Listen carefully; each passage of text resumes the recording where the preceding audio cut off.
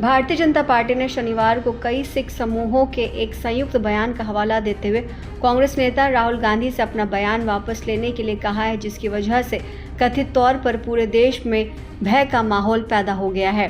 भाजपा नेता मनजिंदर सिंह सिरसा ने कहा कि कई सिख और गुरुद्वारा प्रबंधन निकायों ने इस मुद्दे पर गृह राज्य मंत्री नित्यानंद राय से मुलाकात की और उन्होंने कहा कि सिखों के बलिदान ने देश को मजबूत बनाया है।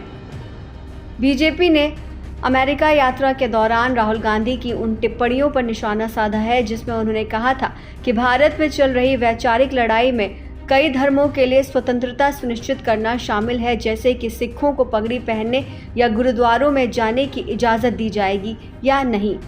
सिरसा ने कहा कि सिख संगठनों ने गांधी से अपना बयान वापस लेने का आग्रह किया है क्योंकि इससे उन्हें नुकसान हो रहा है। उन्होंने आगे कहा कि गुरपंतवंत सिंह पन्नू जैसी राष्ट्र विरोधी ताकतों ने गांधी की टिप्पणियों का फायदा उठाया है। उन्होंने ये भी कहा कि मुझे यकीन है कि राहुल गांधी सिखों की भावनाओं का सम्मान करेंगे और अमेरिका में दिया गया बयान वापस लेंगे।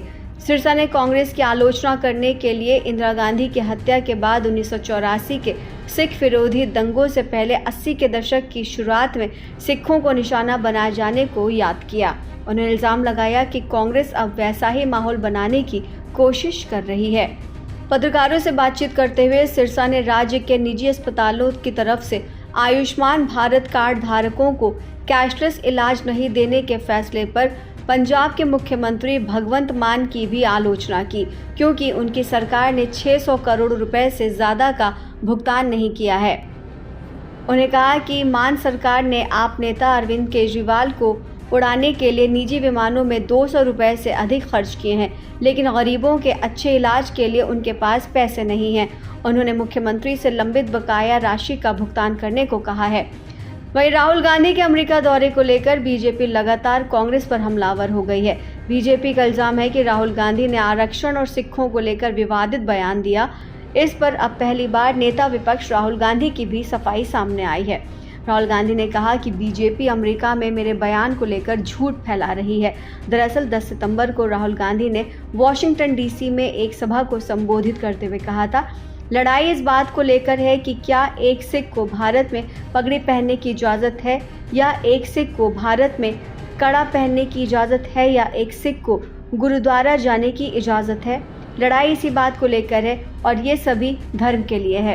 आगे कांग्रेस नेता राहुल गांधी ने कहा कि बीजेपी हमेशा की तरह झूठ का सहारा ले रही है। वो मुझे चुप कराने के लिए बेताब हैं क्योंकि वो सच बर्दाश्त नहीं कर सकते, लेकिन मैं हमेशा उन मूल्यों के लिए बोलूँगा जो भारत को परिभाषित करते हैं, यानी कि विविधता में हमारी एकता, समानता और प्रेम। गौरतलब है कि राहुल गांधी के अमेरिका में दिए गए बयान को लेकर के वाराणसी के सिगरा थाने में भी FIR दर्ज की गई है।